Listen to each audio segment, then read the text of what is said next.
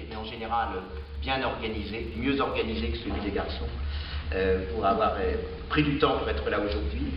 Je vous invite, en les écoutant, à découvrir des talents. Vous allez voir des talents extrêmement diversifiés, certains qui démarrent, d'autres qui sont plus confirmés. Vous verrez qu'au travers de ces générations différentes de création d'entreprises, il y a un fil directeur commun, il y a des choses qui se retrouvent. Vous allez voir aussi de grandes diversités d'expériences, d'activités sur différents types de territoires. On parlera aussi des difficultés qu'il faut surmonter pour la création d'entreprises. Merci donc à tous. J'espère que cet échange vous donnera encore plus l'envie d'entreprendre.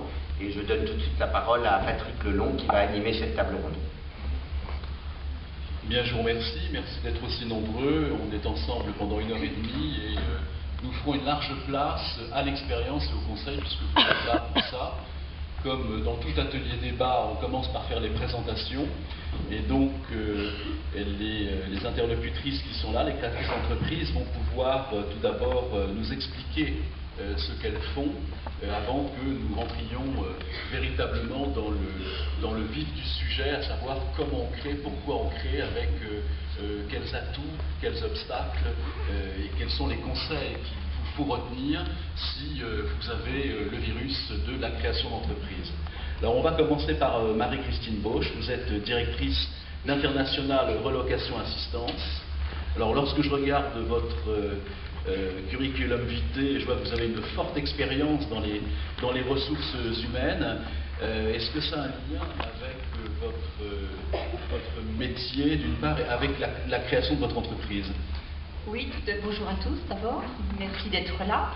Et oui, ça a tout à fait un lien parce que dans mes fonctions de spécialiste de ressources humaines dans une grande entreprise multinationale, je m'occupais déjà de la gestion des expatriés. Donc, lorsque j'ai souhaité créer ma propre entreprise, j'avais un sujet tout trouvé, un objectif tout trouvé, celui d'aider mes expats, entre guillemets, à venir s'installer en France et à les aider dans la recherche de leur logement, l'installation de leur famille, etc. Donc, pour moi, ça a été extrêmement facile de passer de l'entreprise où je travaillais à l'entreprise que je créais.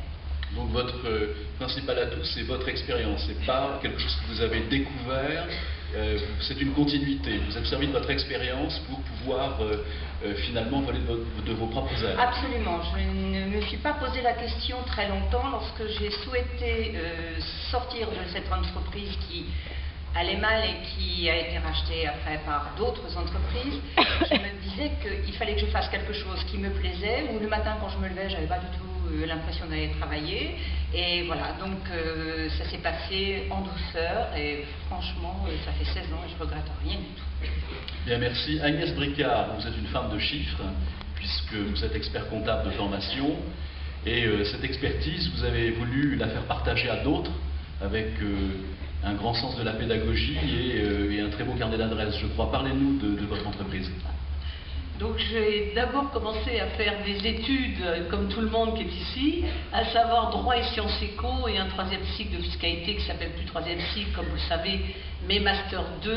Et donc de ce fait, je n'avais pas du tout pris en compte que le métier d'expert comptable était un métier où réellement on pouvait apporter une vraie contribution aux PME. Donc finalement, j'ai découvert ce métier qui à l'époque n'était pas du tout à la faculté et qui était plutôt en cours du soir.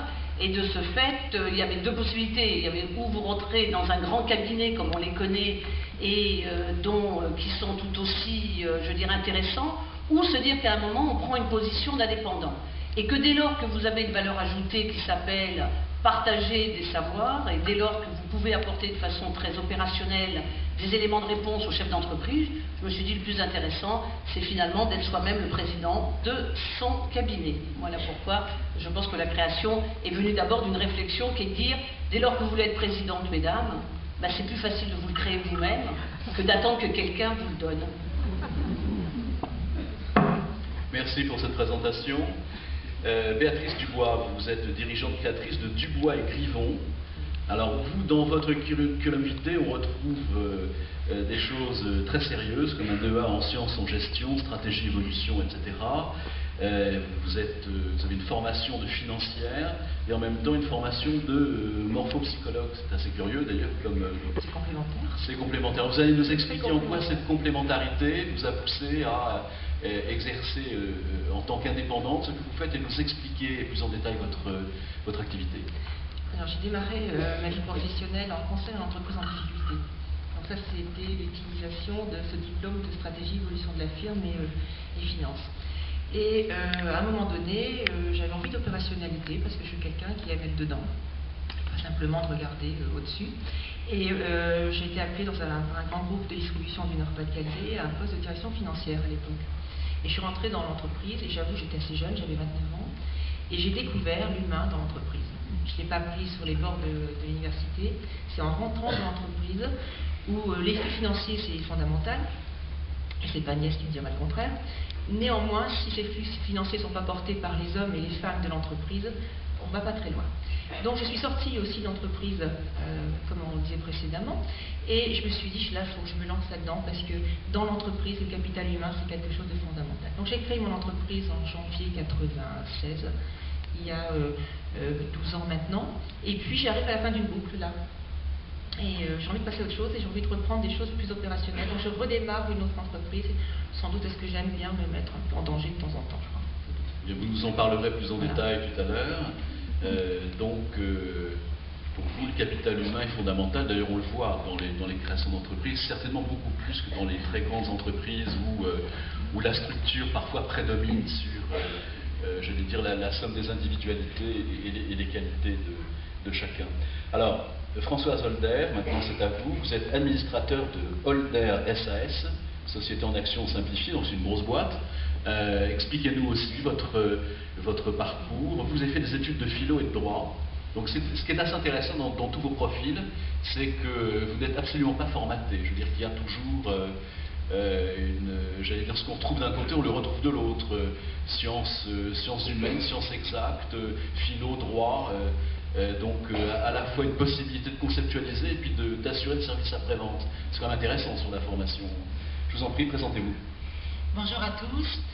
Alors moi, je ne suis plus qu'administrateur d'Holder parce que, vu mon grand âge, j'ai cédé la place à mes enfants. Donc, je pourrais aussi vous parler de l'entreprise patrimoniale, mais je ne pense pas que c'est le sujet. En fait, au départ, j'ai fait des études littéraires et de droit et tout est parti d'une rencontre. Et cette rencontre, ça a été la rencontre d'un homme qui est devenu mon mari. Et nous avons rêvé notre entreprise. Lui était boulanger de père en fils depuis très longtemps. Nous avons démarré, nous étions 2. Nous sommes à peu près 9000 maintenant.